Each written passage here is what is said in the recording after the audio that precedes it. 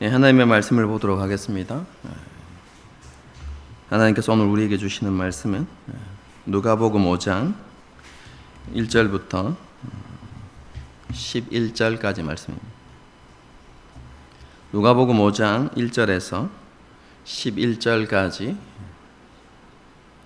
한 절씩 교독하시겠습니다. 제가 먼저 읽습니다. 무리가 몰려와서 하나님의 말씀을 들을새 예수는 게네사렛 호숫가에 서서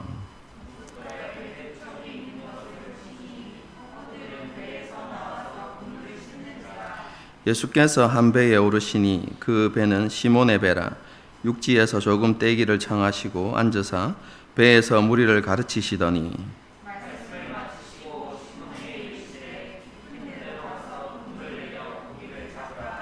시몬이 대답하여 이르되 선생님, 우리들이 밤이 새도록 수고하였으되 잡은 것이 없지만은 말씀에 의지하여 내가 그물을 내리리다 하고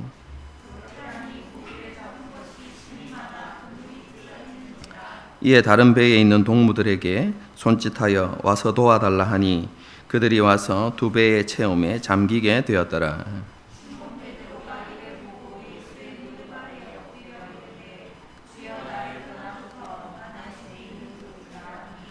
이는 자기 및 자기와 함께 있는 모든 사람이 고기 잡힌 것으로 말미암아 놀라고 독자인 야고보와 요한도 놀랐습니다. 예수께서 시몬에게 이르시되 무서워하지 말라. 이제 후로는 내가 사람을 취하리라 하시니 함께 읽습니다. 그들이 배들을 육지에 대고 모든 것을 버려두고 예수를 따르니라. 아멘. 세례 요한이 감옥에 갇힌 이후에 예수님께서는 가버나움을 중심으로 해서 갈릴리 지역을 다니시면서 하나님의 나라의 복음을 전파하셨습니다. 회당에서 하나님의 말씀을 가르치셨고 또 귀신 들린 자들을 고치시고 또 질병을 고치시는 그런 사역들을 하셨습니다. 이러한 것들을 통해서 예수님께서는 자신이 희년의 참된 의미를 성취하러 오신 메시아이심을 나타내셨습니다. 참된 회복과 치유, 자유와 해방을 주시기 위해서 오신 메시아이심을 여러 가지 이적들을 통해서 분명히 나타내신 것입니다. 오늘 본문에 기록되어진 이 사건도요, 갈릴리 지역에서 일어난 일입니다. 조금 더 정확하게 말씀드리면 게네사렛 호수가에서 일어난 일이지요. 게네사렛 호수, 다른 이름이 있는데요, 갈릴리 바다 혹은 갈릴리 호수 이렇게 불리기도 합니다. 오늘 본문은 이 호숫가에서 베드로와 야고보와 요한을 제자로 부르시는 사건에 대해서 기록하고 있습니다. 그런데 예수님께서 이들을 제자로 부르신 것은요, 처음 있는 일이 아닙니다. 지난번에 말씀드렸던 것처럼 예수님께서 세례를 받으시고 그리고 갈릴리에서 사역하시기까지 1년이라는 세월이 이렇게 존재한다. 제가 이렇게 말씀을 드렸죠. 그런데 그 1년의 기간 동안 예수님께서 어떤 사역을 하셨는지에 대해서는 공간복음이 뭔지 아시죠? 비슷한 내용을 기록한 복음서라는 의미인데요. 그래서 마태, 마가, 누가복음 이 세 권은 공간복음이라고 이야기합니다. 이 공간복음서에는 그 1년의 기간 동안 예수님께서 어떤 사역을 하셨는지를 기록하고 있지 않습니다. 오직 요한복음에서만 예수님께서 하신 일들을 간략하게 소개하고 있습니다. 세례 요한에게 세례를 받으신 후에 예수님께서는 요한, 안드레, 베드로, 빌립 그리고 나다나엘까지 그들을 제자로 부르셨습니다. 이들은 예수님을 만난 후에 예수님께서 구약에서 약속하고 있는 메시아다 이렇게 확신하고 예수님을 따라다녔습니다. 하지만 얼마 지나지 않아서 요한을 제외한 다른 제자들은요, 예수님을 따르는 일을 그만두고 다시 자신의 삶의 자리로 돌아가게 됩니다. 요한은 다른 이들보다 조금 더 많은 기간 동안 예수님을 따라 다녔습니다. 여러분, 그래서 오직 요한복음에만 그 1년의 기간 동안 있었던 예수님의 사역을 소개하고 있는 것이죠. 다른 제자들이 예수님을 따르는 일을 그만두고 자신의 삶의 자리로 돌아갔던 이유가 무엇이겠습니까? 여러 가지 이유들이 있을 수 있지만 가장 중요한 이유는요, 자신들이 생각했던 메시아의 모습과 예수님의 모습이 너무나 달랐던 것이죠. 예수님께서 여러 가지 이적들을 행하신 것, 그것은 놀라운 것이었지만 자신들이 기대했던 메시아의 사역과는 조금 차이가 있었던 것이죠. 그럼 제자들이 기대한 것이 무엇이었을까요? 그것은 자신들을 억압하고 압제하는 원수를 멸망시키고 이스라엘의 영광을 다시 회복하는 것이었습니다. 여러분, 그 당시 이스라엘은 로마의 압제 아래 있지 않았습니까? 그래서 그 로마 제국을 무너뜨리고 다시 이스라엘 나라를 회복하여서 솔로몬 시대의 영광을 회복하는 일. 그럼 그것이 메시아가 하시는 일이라고 생각했던 것이죠. 그런데 예수님을 따라다니다 보니 예수님의 사역이 그러한 것과는 조금 거리가 있다는 것을 느끼게 된 것입니다. 그들은 현실적이고 물질적이고 민족적인 이익을 기대하고 따라다녔습니다. 하지만 예수님께서 가르치시고 행하시는 사역은 영적인 것이고 그리고 미래적인 것에 초점이 맞추어져 있었던 것이죠. 그래서 세상의 진리를 생각하고 있었던 제자들은 실망하고 예수님을 적극적으로 따르지 않았던 것입니다. 그래서 모두 다 처음 자신의 삶의 자리로 돌아가게 된 것이죠. 예수님께서는 이런 제자들을 다시 찾아가셨고 그들을 부르시면서 예수님께 전적으로 헌신할 것을 요구하셨습니다. 오늘 본문의 이야기는요, 이것을 기록하고 있습니다. 제자들을 부르시기 위해서 다시 제자들을 찾아가신 예수님의 이야기. 여러분, 그것이 오늘 본문의 말씀입니다. 예수님께서 갈릴리 여러 지역에서 행하신 일들로 인해서 예수님에 대한 소문이 널리 퍼졌습니다. 그래서 사람들은 예수님을 만나보기 위해서 많이 모여들었던 것이죠. 예수님께서는 그렇게 몰려드는 무리들에게 하나님의 말씀을 가르치셨습니다. 게네사렛 호숫가에 계실 때도 마찬가지였습니다. 예수님께서 거기 계시다는 소문을 들은 많은 사람들이 예수님께 몰려들었습니다. 그렇죠? 아마 인산 이내로 그 호숫가가 너무 붐비고 복잡했을 것입니다.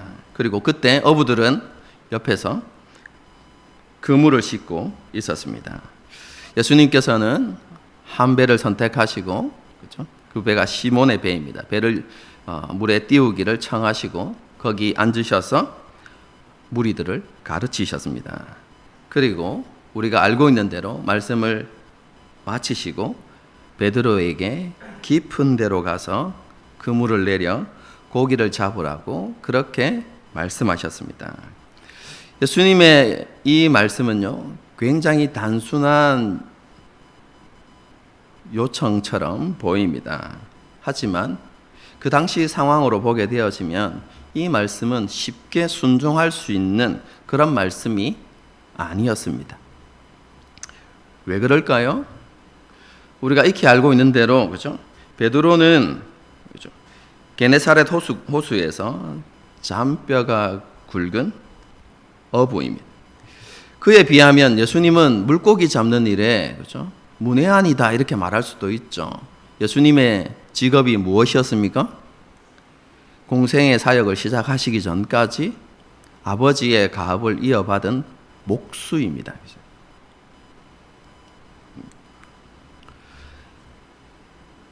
베드로는 어부로서 일생을 살아왔던 선조들로부터 물고기 잡는 기술을 배워왔습니다. 그리고 자신 또한 그 일을 계속해 오고 있었던 것이죠. 그런데 그런 베드로가 물고기 잡는 일에 대해서 전문가가 아닌 30대 목수의 견해를 받아들인다는 것은 결코 쉬운 일이 아닙니다. 그뿐만이 아닙니다.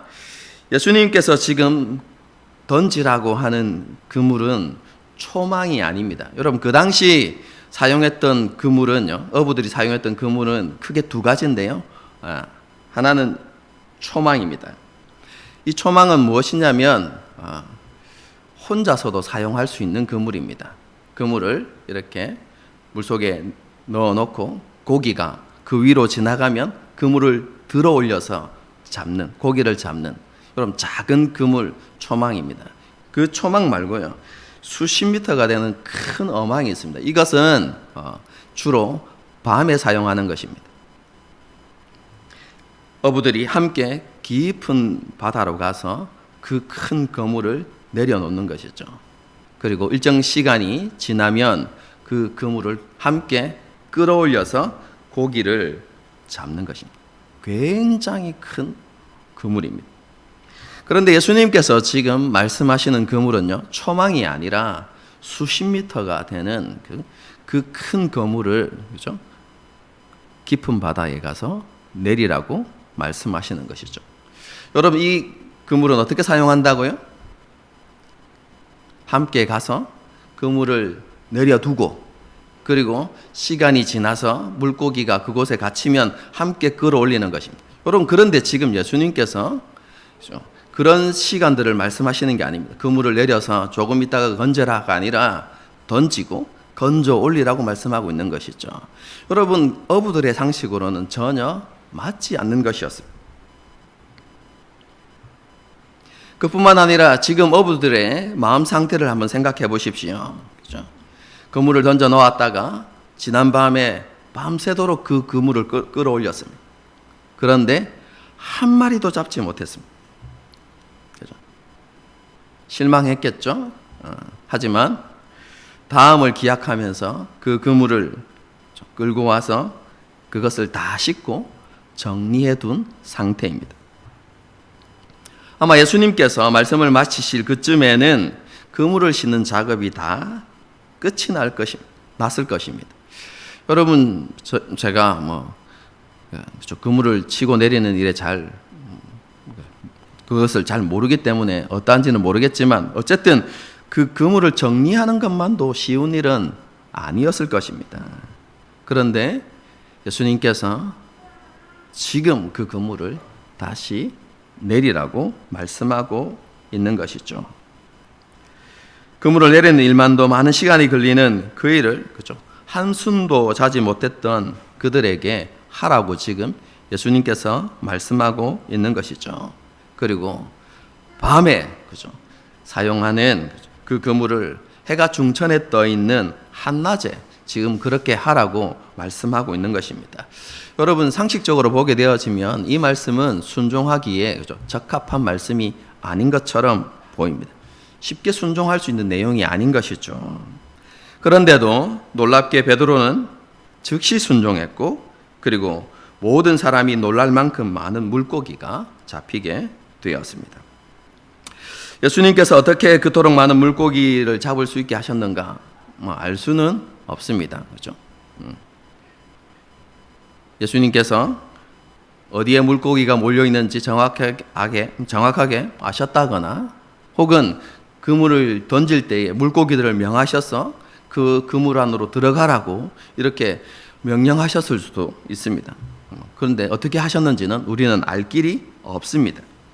그런데 우리가 분명히 알고 확신할 수 있는 한 가지 사실이 있습니다. 그럼 그것이 무엇입니까? 예수님은 그것보다 더 큰 일도 능히 하실 수 있는 분이라는 사실입니다. 예수님은 얼마든지 우리가 신뢰할 수 있는 분이신 것이죠. 여러분, 오늘 본문이 우리에게 주는 메시지 중에 하나가 바로 그것입니다. 말씀으로 세상을 창조하시고 말씀 한마디로 폭풍우를 잠잠케 하시는 그 하나님이신 예수님께 문제될 게 무엇이겠습니까? 천지 창조 이후로 하나님의 능력에는 아무런 문제가 없습니다. 하나님의 능력은 어제나 오늘이나 영원토록 동일합니다. 하나님은 영원토록 전능하신 하나님이십니다. 문제가 되는 것은 하나님의 능력이 아니라 항상 우리의 믿음과 순종이죠. 여러분, 우리가 그날 게네사렛 호숫가에 있었다고 한번 생각해 보십시다. 예수님의 말씀에 우리는 어떻게 반응했을까요? 예수님 안 됩니다. 어제 밤새도록 해봤는데 한 마리도 잡지 못했습니다. 저의 경험상 오늘은 좋은 날이 아닙니다. 물이 별로 안 좋습니다. 다음을 기약하는 것이 좋을 것 같습니다. 지금 저는 조금 피곤합니다. 한숨 자고. 여러분, 혹시 이렇게 반응하는 것이 우리의 모습이 아닐까? 뭐 이런 상상을 해보게 됩니다. 그런데요,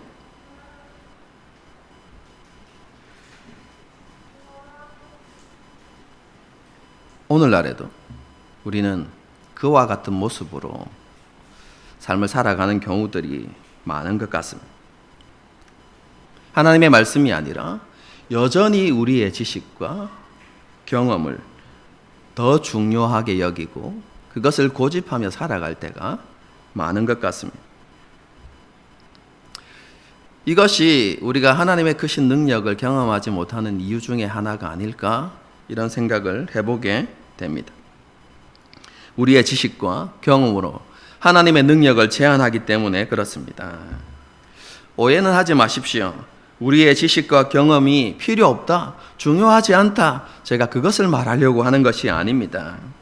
이 땅을 살아감에 있어서 지식과 경험 중요합니다. 그것이 꼭 필요합니다. 그렇죠? 여러분, 우리가 잠언을 읽어보면 우리의 지식과 경험이 여러분 이 땅을 살아가는 데 있어서 너무나 중요하기 때문에 그렇죠? 그런 많은 지식과 경험이 있는 노인을 공경하라, 이렇게 우리에게 가르치고 있죠. 그리고 그들로부터 지혜를 얻으라, 이렇게 우리에게 말씀하고 있습니다. 너무 중요합니다. 하지만 여러분 잊지 말아야 할 것이 있습니다. 하나님은 그것을 초월하시는 분이라는 사실을 우리는 알아야 하는 것입니다. 하나님께서는 우리의 경험과 지식보다 크신 분이시다라는 믿음이 우리 가운데 있어야 하는 것이죠. 여러분, 우리가 믿음대로 산다는 것이 무엇입니까? 여러분, 그것은 우리의 지식과 경험보다 하나님의 말씀을 더 우선시한다는 것입니다. 그것을 더 신뢰한다는 것입니다. 여러분, 말씀을 따라서 살아가는 것, 여러분 그것이 믿음으로 살아간다는 것에 의미가 되는 것입니다. 여러분, 베드로의 고백을 한번 보십시오. 5절의 말씀입니다. 시몬이 대답하여 이르되, 선생님, 우리들이 밤이 새도록 수고하였으되 잡은 것이 없지만은 말씀에 의지하여 내가 그물을 내리리다 하고.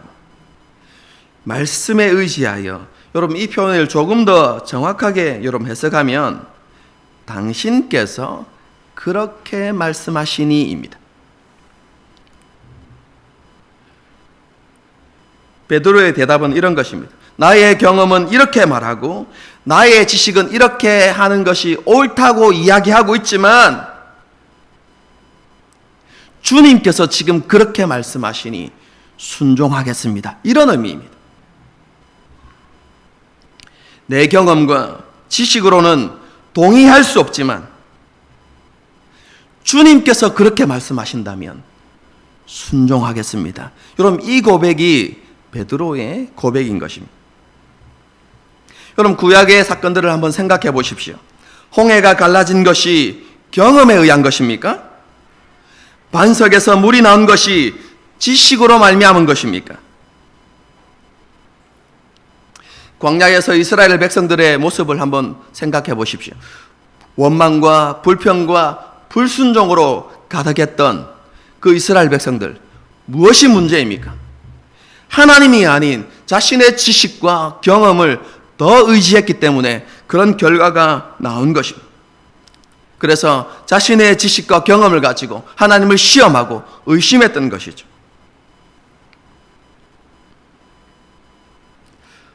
저와 여러분도 혹시 이런 모습으로 살고 있지는 않은지 한번 되돌아보십시오. 지금까지 수고하고 노력하는 삶을 살았지만 우리의 삶 가운데 하나님의 놀라운 역사하심이 없는 것은 우리가 하나님보다 내 지식과 경험을 더 중요하게 여기고 그것을 앞세우는 삶을 살았기 때문은 아닌지 한번 돌아볼 필요가 있습니다. 우리는 항상 하나님이 오르시다는 것을 인정해야 합니다. 우리의 경험과 지식보다 하나님께서 더 크신 분이심을 신뢰해야 하는 것입니다. 앞에 있는 삶의 어려움과 문제보다 하나님의 능력이 더 크시다는 것을 인정하고 고백하는 삶을 살아가야 하는 것이죠. 우리가 이 땅에서 제자로서 합당한 삶을 살아가기 위해서는 베드로와 같은 고백이 있어야만 합니다. 주님께서 그렇게 말씀하신다면, 내 경험과 지식은 이렇다고 이야기하지만 주님께서 그렇게 말씀하신다면 이해가 되지 않아도 순종하겠습니다. 여러분, 이것이 우리의 삶의 고백이 되어야 하는 것이죠. 베드로와 동료들은 예수님의 말씀에 순종하여서 그물을 내렸고 그 결과 그물이 찢어질 만큼 많은 물고기가 잡혔습니다. 그러자 베드로는 예수님의 발 앞에 엎드려 이렇게 고백합니다. 8절입니다. 시몬 베드로가 이를 보고 예수의 무릎 아래에 엎드려 이르되 주여 나를 떠나소서 나는 죄인이로소이다 하니. 두 배가 가득 채워질 만큼 많은 물고기가 잡히는 기적을 보았을 때 베드로의 심령에 놀라운 변화가 일어났습니다. 예수님이 누구이신가에 대한 바른 인식이 생겨난 것입니다. 베드로는 그 사건을 통해서 예수님께서 이스라엘의 위대한 선지자나 다윗과 같은 위대한 왕 정도의 존재가 아니라 바로 거룩하신 하나님이시다라는 사실을 깨닫게 된 것입니다. 여러분, 그래서 베드로는 주여 나를 떠나소서 나는 죄인이로소이다 라고 고백한 것입니다. 여러분, 이 고백은요, 그냥 그때 자신의 죄가 생각나서 하나님 앞에, 예수님 앞에 나는 죄인입니다, 여러분 이렇게 고백하는 단순한 그 정도의 고백이 아닙니다. 이것은 이사야가 성전에서 하나님의 영광스러운 임재를 경험하고 난 이후에 그에게 보였던 반응, 여러분 그것과 베드로의 반응이 똑같은 것입니다. 거룩하시고 영화로우신 초월자 되신 하나님 앞에 자신이 피조물에 불과하다는 사실을 깨닫게 되었다는 것입니다. 여러분, 이해를 좀 돕기 위해서 예를 들어드리면 이런 것입니다. 여러분, 엄청난 해일이 밀려들고 있다고 한번 생각해 보십시오. 여러분, 그 앞에 우리가 서 있을 때 느끼는 감정이 어떤 감정일까요? 자연의 위대함 앞에, 그렇죠? 아무것도 할 수 없는 자신을 보면서 나는 참 작은 존재구나, 그렇죠? 나는 참 초라한 존재구나, 이런 생각들을 가질 수밖에 없는 것이죠. 제가 티벳에 단기 선교를 갔을 때도 마찬가지였습니다. 그렇죠? 그 티벳에 사는 선교사님이 한국에 오신 적이 있는데 이 부산에 있는 산들을 보면서 뭐라고 하는 줄 아십니까? 저건 언덕, 이렇게 자기들 기준으로는 산이 아니라는 겁니다. 그렇죠? 여기 산 해봐야 800m 정도밖에 더 됩니까? 자기들이 사는 곳은 여러분 그 산 높이가 5,000m, 낮은 것도 3,000m, 이런 높은 산에 있다가 작은 산을 보니까 언덕이다 이렇게 이야기했거든요. 저희가 그 산 골짜기를 지나는데 그 산의 웅장 앞에 정말로 하나님의 높고 위대하심이 저절로 찬양되어지고 나의 자금이, 그죠? 나의 초라함이 이렇게 느껴지더라고요. 여러분, 그런데 한번 생각해 보십시오. 해일이 클까요? 하나님이 크신 분이실까요? 여러분, 하나님의 그 위대함 앞에, 그죠? 자연의 위대함 정도가 아니라 여러분, 그것을 창조하신 하나님의 위대함을 직면하게 되었을 때 여러분 느끼는 생각, 감정과 떠오르는 생각들이 여러분 어떤 것일까요? 창조주 하나님 앞에, 그죠? 자신이 얼마나 초라하고 보잘것없는 존재인지를 절실하게 깨닫게 되겠죠. 그죠? 하나님을 향한 경외감이 일어나고 자신은 죄와 먼지만도 못하다는 것을 알게 되는 것이죠.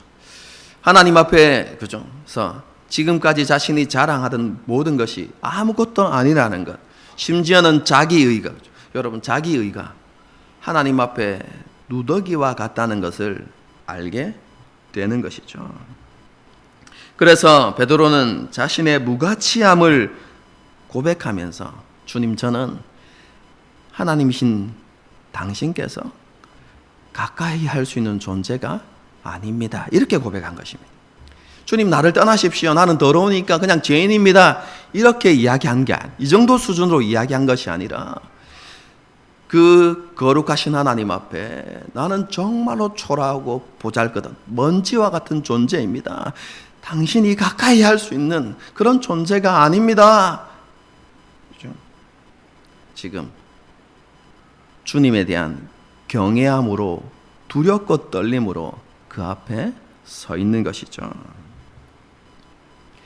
여러분, 그런데요, 베드로가 고백한 이 고백, 그렇죠?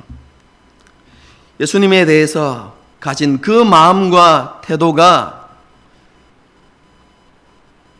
지혜라고 우리에게 가르칩니다. 잠언 9장 10절이 그렇게 말씀하죠. 여호와를 경외하는 것이 지혜의 근본이요, 거룩하신 자를 아는 것이 명철이니라, 이렇게 말씀하고 있습니다. 하나님의 높고 위대하심을 알고 하나님의 거룩하심이 어떠한지를 알고 그 앞에 두렵고 떨림으로 서서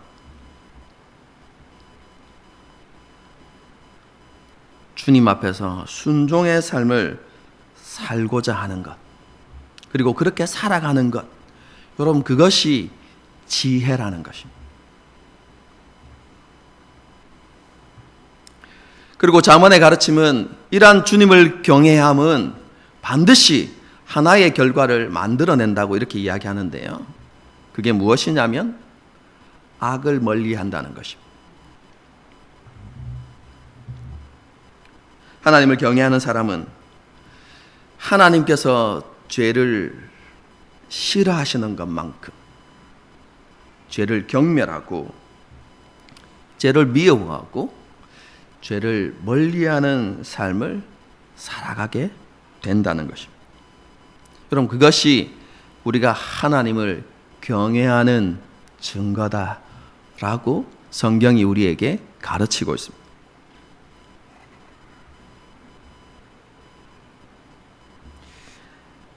저와 여러분의 모습은 어떻습니까?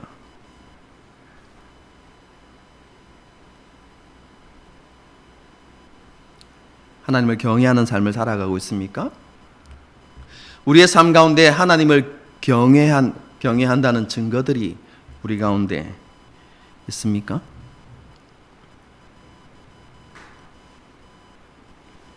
하나님 앞에 불순종의 삶을 살고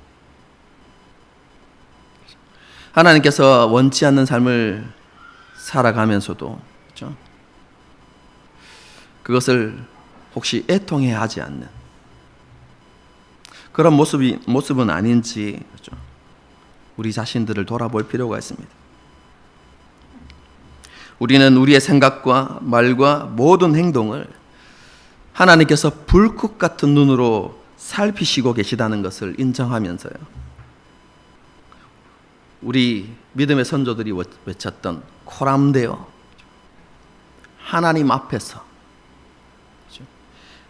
앞에서의 삶을 우리가 회복해야 하는 것이죠.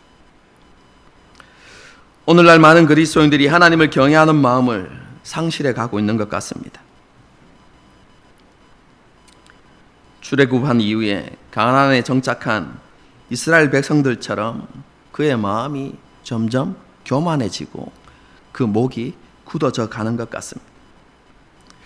저와 여러분, 이러한 모습에서 돌아서야 할 것입니다. 그럼 기독교에서 가장 중요한 요소 중 하나는 하나님을 경외하는 마음입니다.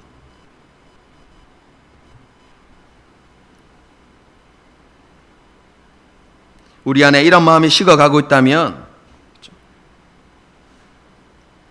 하나님 앞에 우리의 이러한 영적인 상태를 정직하게 고백하고 하나님께 긍휼을 구해야 할 것입니다. 하나님을 경외하는 마음을 회복하는 방법은 어렵지 않습니다. 굉장히 단순합니다. 첫 번째는 우리의 영적 상태를 하나님 앞에 정직하게 고하는 것입니다. 우리 안에 하나님을 경외하는 마음이 없음을 주님 앞에 시인하는 것입니다. 그리고 두 번째로 우리에게 하나님을 경외하는 마음을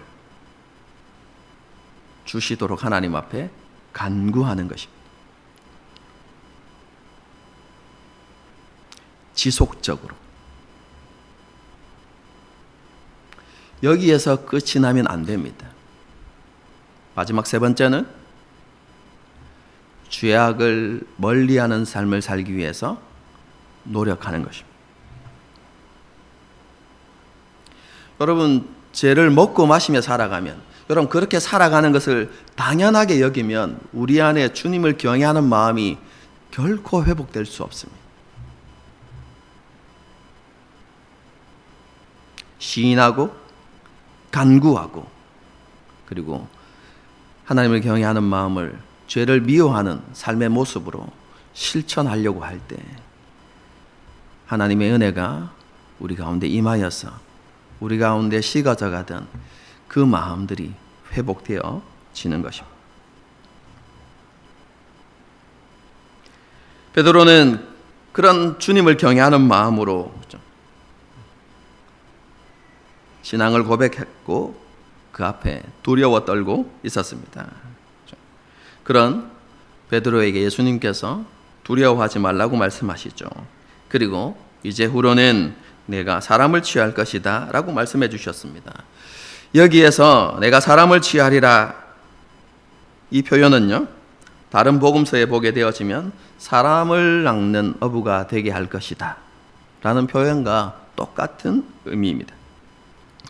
많은 경우 이 표현은요, 베드로가 전도자의 사명을 감당하는 그런 의미로 이렇게 받아들여지죠. 여러분, 잘못된 이해는 아닙니다. 그렇죠? 그런데 이 표현의 의미는 더 포괄적입니다. 우리는 이것이 예수님의 특별한 표현이라고 생각하지만 여러분, 이 표현은 그 당시에 널리 사용되던 표현입니다. 누가 사용했는가? 랍비들이 사용했습니다. 랍비들이 자신의 사상과 자신의 가치관을 이어받을 제자를 부르고 선택하고 부를 때 사용했던 표현이 바로 이 표현입니다. 네가 앞으로는 사람을 취하게 될 것이다. 이건 전도할 것이다가 아니라 너는 이제부터 나의 제자가 되어야 한다라는 표현인 것이죠. 예수님께서 베드로에게 하신 말씀도 마찬가지입니다.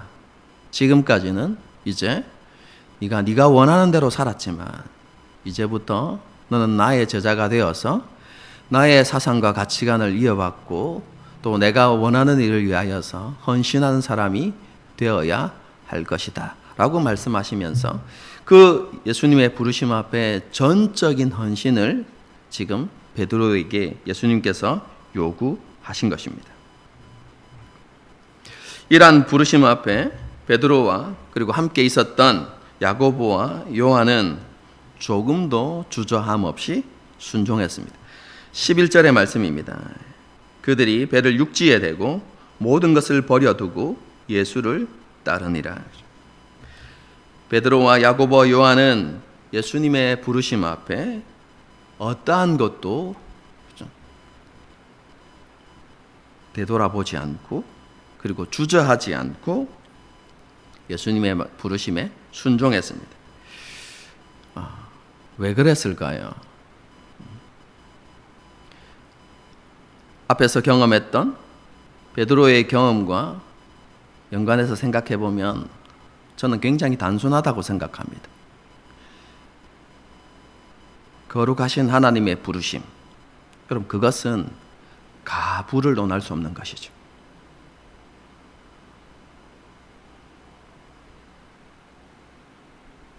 다른 것을 생각해 볼 수 없는 것입니다. 지금 자신은 하나님의 거룩한 영광을 보았습니다. 그 하나님의 위대하심을 보았습니다. 그런데 그 하나님께서 지금 자신을 부르고 계신 것이죠. 하나님의 부르심인 것이죠. 그래서 그들은 가부를 논할 수가 없는 것이죠. 그래서 그는 온전히 순종했습니다. 하나님의 부르심에 순종하는 것이 자신의 모든 것보다 중요하고 가치 있음을 인정하고 예수님을 따르기로 한 것입니다. 그럼 모든 그리스도인들이 이렇게 해야 될까요?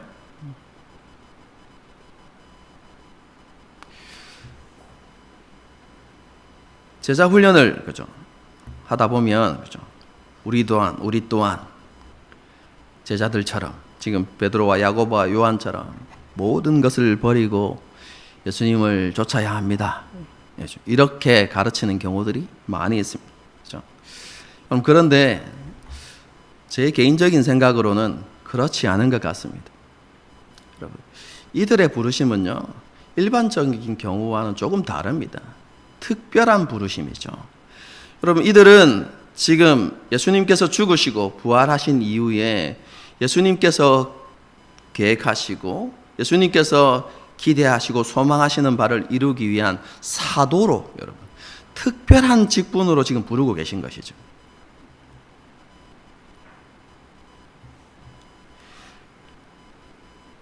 그들은 예수님의 죽음과 부활의 메시지를 전파하고 교회를 세우고 성도들을 말씀으로 양육하는 일에 전심전력할 수 있는 그런 사도로 예수님께서 그들을 부르고 계신 것입니다. 그러니까 다른 생업과 함께 할 수 없는 것이죠.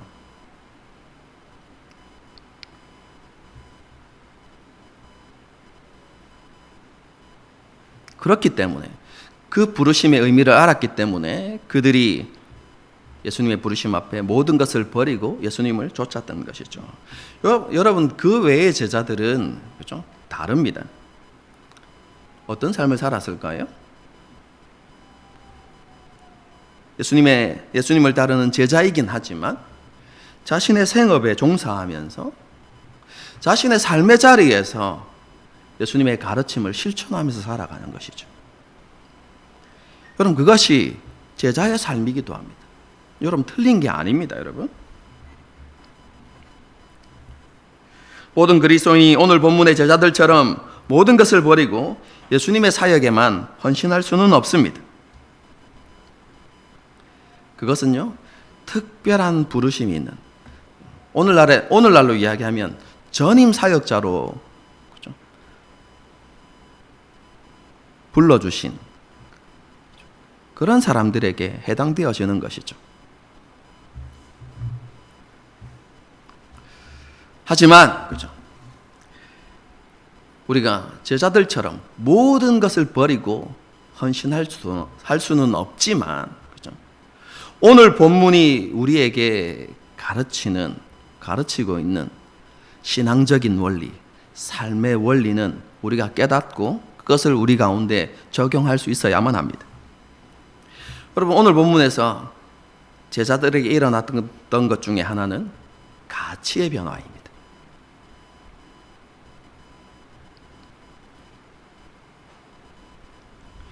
그럼 그들에게 있어서 가장 중요한 것은 무엇입니까? 자신이 지금까지 이루어 놓았던 어떤 것이 아니라 예수님을 따르는 것. 여러분, 그것이 그들에게 있어서 가장 중요한 일이 되었던 것이죠. 여러분, 이러한 가치의 전환이 우리 가운데도 일어나야 한다는 것입니다. 여러분, 우리가 생업을 하고 삶을 살아가는 것 중요합니다. 여러분, 그래야만 먹고 살 수 있습니다. 여러분, 중요합니다. 먹고 사는 것 중요합니다. 여러분, 그런데 그것보다 더 중요한 게 있다는 것입니다. 그게 무엇입니까? 생업을 하면서 삶의 자리에서 어떻게 하면 주님의 말씀에 순종하는 삶을 살아갈 것인가? 여러분, 그것이 우리에게 더 중요한 가치가 되어야 한다는 것입니다. 세상 사람들이 추구하는 것처럼 더 많은 것을 모으고 더 부유해지고 더 편안해지는 것, 여러분, 그것이 우리의 삶에 있어서 우선순위가 아니라 내가 처한 상황 가운데서 어떻게 하나님의 말씀에 순종하는 삶을 살아갈 것인가, 어떻게 부르신 제자로서 합당한 삶을 살아갈 것인가, 여러분, 그것이 우리에게 중요한 가치가 되어야 한다는 것이죠. 우리가 열심히 땀 흘려 일하며 살아가야 하지만, 그렇죠? 지금 가진 것에 만족하고 감사하면서 우리가 가진 그것을 통해서 어떻게 하면 우리가 하나님을 기쁘시게 할 수 있을 것인가를 고민하면서 그렇게 살아가는 것, 여러분, 그것이 우리에게 더 중요한 가치라는 것이죠.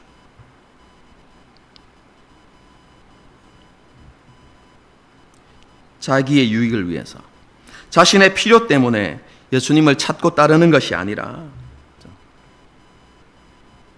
마태복음 16장의 말씀처럼 자기를 부인하고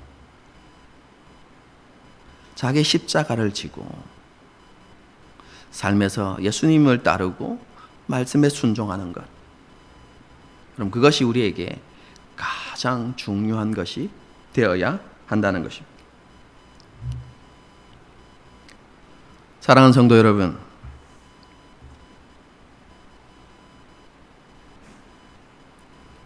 지금 우리가 가장 중요하게 여기는 것은 무엇입니까? 코로나로 인해서, 그죠? 우리의 삶이 많이 힘들어졌지 않습니까?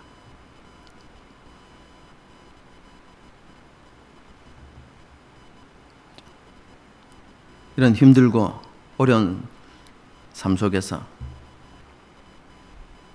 우리는 무엇을 가장 중요하게 여기며 살아가고 있습니까? 우리의 삶의 목적은 무엇입니까? 오늘 말씀 앞에서 다시 한번 우리의 생각과 삶의 태도와 모습을 한번 되돌아볼 수 있기를 바랍니다. 우리에게 가장 중요한 것은 무엇입니까?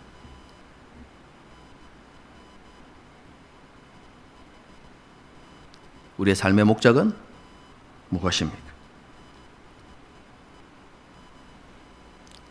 그리고 그것에 정말로 우리가 주님을 경외하는 마음을 가지고 순종의 삶을 살아가고 있습니까?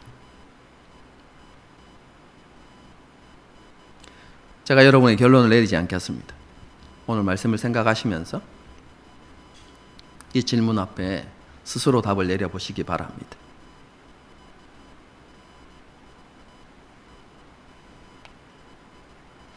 하나님 앞에서 어떻게 살아가는 것이 우리에게 합당한 삶인지 오늘 말씀을 통해서 결론을 내리시고, 주께서 우리에게 말씀하신 그대로 일주일을 살아가면서 순종하는 저와 여러분이 될 수 있기를 주님의 이름으로 축복합니다. 함께 찬양하시겠습니다. 내 평생 소원 이것뿐 주의 일 하다가 그렇죠. 오해하지 마십시오. 제가 그죠? 강조하다 보면 그죠? 하나가 이렇게 한쪽 측면이 이렇게 약해지는 경우가 생겨나거든요. 내 평생 소원 이것뿐 주의 일 하다가 우리의 생업을 버리고 우리의 가진 모든 것을 버리고 그렇게 그죠? 살자는 게 아닙니다, 여러분. 여러분 이것은요 특별한 부르심이 있는 사람들에게 해당되는 것입니다. 혹시 모르죠. 하나님께서 여러분을 지금 그죠?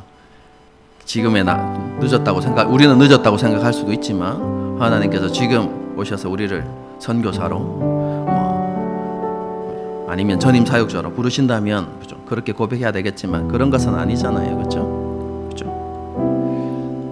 삶의 자리에서 우리에게 맡겨진 것에 충성하며 살아가면서 그렇죠? 그리고 우리가 처한 상황 속에서 하나님 그렇습니다. 이러한 상황 가운데서 주님을 기쁘시게 하는 삶을 살기 원합니다. 그것이 저는 이 찬양의 고백이라고 생각합니다. 그죠? 이 찬양을 부르시면서 다시 한번 새롭게 결단하고 그죠? 하나님 앞에 나갈 수 있기를 바랍니다. 함께 찬양하시겠습니다.